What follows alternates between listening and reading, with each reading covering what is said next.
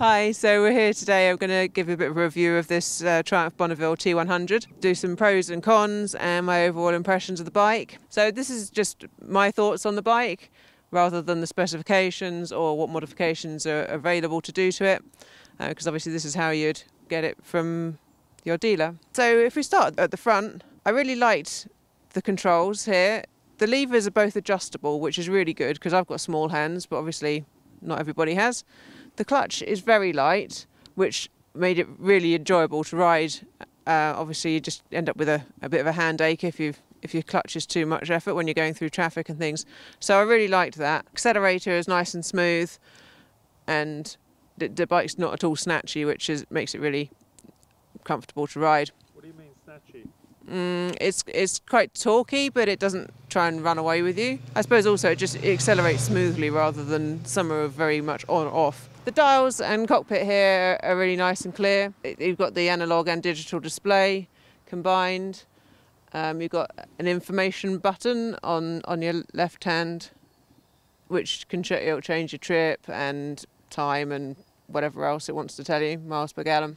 I did have a phone mount on the handlebars here, which actually did obscure some of the dials, which again not ideal, but something I can move it around somewhere. The mirrors are really nice comfortable place, very clear, in a really good position. The headlights are really good. I like the nice little Triumph logo in there. That's quite sweet. With the tyres, I was very happy with the tyres because they're Michelin Road Classics and I actually run those on some of my bikes, so I already had confidence in them, especially with the weather that we've had and I was riding in sort of frost and rain and puddles, and there's lots of bits and bobs on the road, so that was reassuring for me. So on to the seat height and seat in general, I found it very comfortable to ride.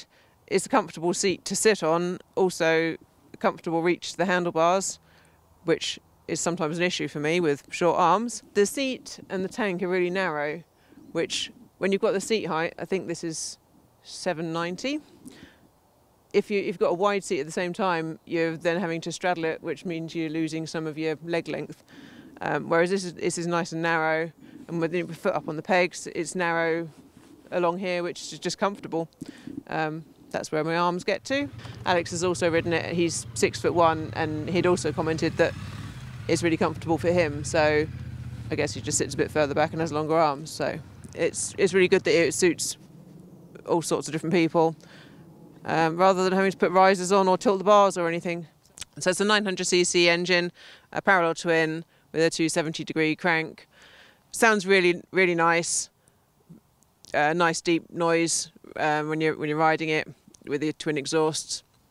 It's got quite a lot of power to it without being really over the top. So it's quite happy just pottering about. But if you want the power, it's there for overtakes, or if you need to pull away to either just because you want to or to get out of a situation.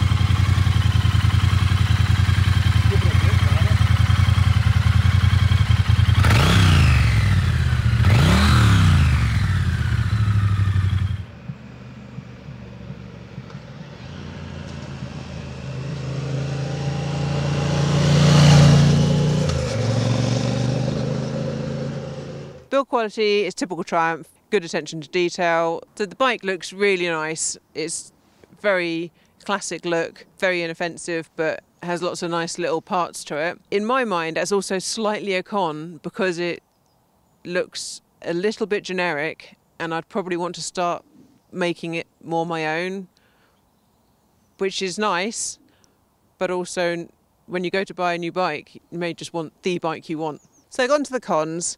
There's not a great many of them. But my first one I noticed when I was riding the bike was the engine sticks out slightly more on this side, on the left, than on the right. And when you've got your instep on the peg, your left leg sticking out a bit more than the right leg, which felt a bit unbalanced. It's not too bad if you've got the balls of your feet on the pegs, and I got used to it after a while anyway, but it really did notice to begin with. On the front, the mudguard I found was a slight issue, that it wasn't quite long enough or it wasn't quite wide enough. You can see the amount of splatter on the engine there, but also on my legs, and it wasn't even that wet or muddy today really. So I was riding in the rain and I just ended up drenched from the knees down. I think you can get mudguard extenders, which I'd probably be a fan of putting on there.